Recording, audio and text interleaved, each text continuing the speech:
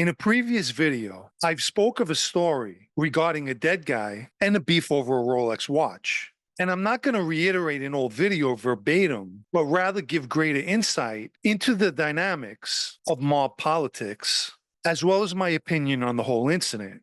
A great deal of what I do is expose some of the pettiness as well as the treachery that goes on in that life. The majority of people wouldn't equate the word petty with mobsters. But make no mistake, they're as petty as they come. So let me start with briefly giving some background. Years ago, Johnny Sideburns was in a Brooklyn restaurant that happened to be owned by the cousin of Lucchese captain Carmine Avellino. Apparently, there was some kind of issue the cousin was having with guys at the restaurant. Sideburns stepped in and straightened the problem out for the guy, hence making his headache go away. Avellino's cousin was so thankful that he offered Sideburns a Rolex as a show of gratitude. Initially, Sideburns refused to accept the gift, but only to turn around and tell the guy to give him a woman's Rolex, which he wanted to give to his girl. True to his word, the cousin gets the woman's Rolex and gives it to Sideburns.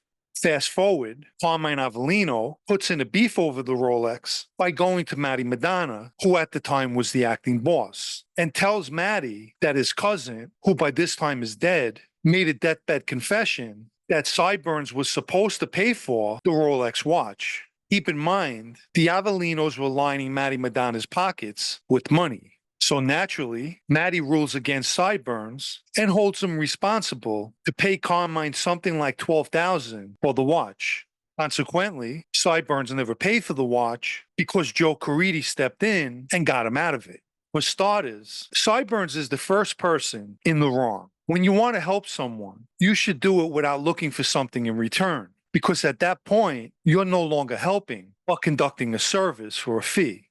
When the cousin offered the watch, Sideburns should have refused, which he did at first, but then never should have turned around and requested a woman's watch. That's when the greed kicked in. Sideburns wanted to act like a big shot by giving his girl a Rolex that he never paid for. And had it not been for his greed, none of this would have took place. Next, you have Carmine Avellino, who displayed both greed and treachery. He very well knew that his cousin on his deathbed never brought the Rolex up. The cousin must have mentioned it when the incident took place, and Sideburns handled it. Obviously, Carmine didn't like that Sideburns took a Rolex off of his cousin, so he waits for the cousin to die and then goes to Matty with this bogus story. And he's 100% wrong. If he had a problem with Sideburns and what he did, which he would be in the right, he should have went to him and said something back then.